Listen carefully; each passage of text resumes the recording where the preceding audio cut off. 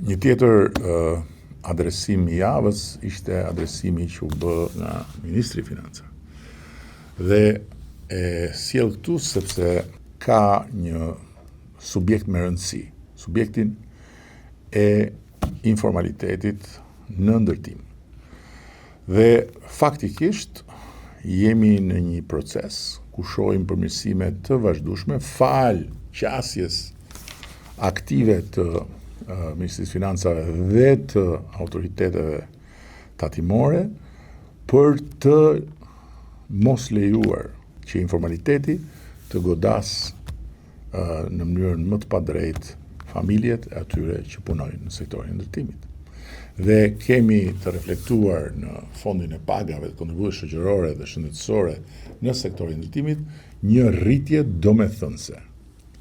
Një rritje domethënëse që do të thotë një deklarim shumë më real të pagave, pasi administrata tatimore dërgoi rreth 15.000 mesazhe të personalizuar, të cilat dhanë si efekt që për rreth 18.000 punësuar, fondi I pagave u rrit me 9%, ndërsa kontributet me 4%. Po ashtu, ulja e numrit të pagave në fashën 500 eurove është domethënëse ashtu siç është rritur ndjeshëm numri I pagave mbi 700 dhe mbi 1000 euro.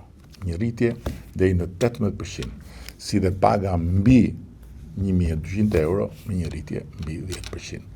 Këto janë tregues të qartë, jo vetëm të faktit që pagat janë rritur ndjeshëm, por mbi të gjitha të faktit se edhe ekonomia informale po ulet ndjeshëm.